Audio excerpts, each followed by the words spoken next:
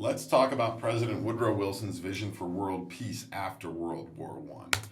To get to Wilson's ideas, we first need to remind ourselves of those four main causes of World War I. There's militarism, the alliances, imperialism, and nationalism. Militarism is that belief that a strong military makes a nation great.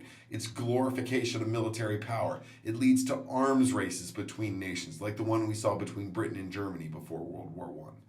The alliances, offering to give aid and support and maybe military assistance to each other. We have the Central Powers and the Allied powers, all of which turned what could have been a small conflict into a world war. Imperialism, that race for colonies around the globe. Germany is late to the imperialism game. Britain and France have a big head start on them, and the only real way for them to gain colonies is for Germany to take them. And the final main cause of World War I was nationalism, that extreme pride in your nation or your ethnic group. It's a desire to prove your country is strong, to make your country stronger, or maybe you want independence, like Serbia wanted independence from Austria-Hungary's influence. Wilson takes his 14 points, that's what he calls his plan for world peace, takes it before Congress in 1918 while the war is still going on. And he calls his plan the 14 points, and here are some of his main parts. His first big goal is to eliminate those causes of the war. So he includes in his 14 points a reduction in armaments. In other words, reducing the size of armies and navies. This is the opposite of an arms race. Another big cause was those alliances. So Wilson includes in his 14 points a clause that says no secret agreements between world powers.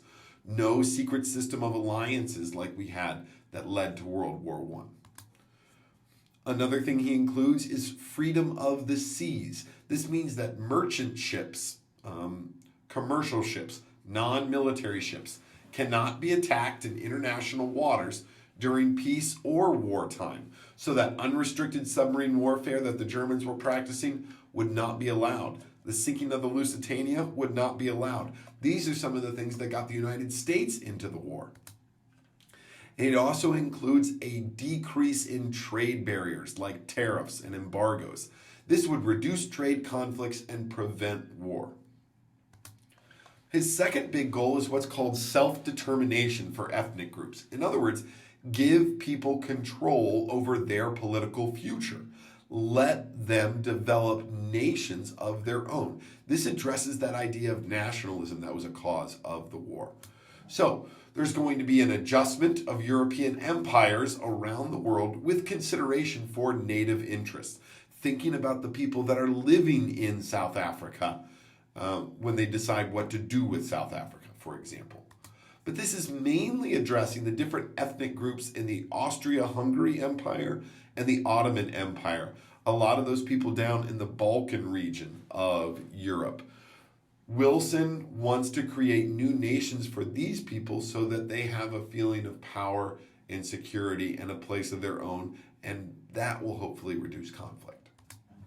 The third part of Wilson's 14 points is probably the most important. There are a bunch of others, but they all kind of fit into those last two categories. But the third thing that he includes is the creation of a League of Nations. This would be an international organization of countries working together to prevent disagreements from turning into war. Nations would agree to respect each other's independence and respect each other's territorial boundaries.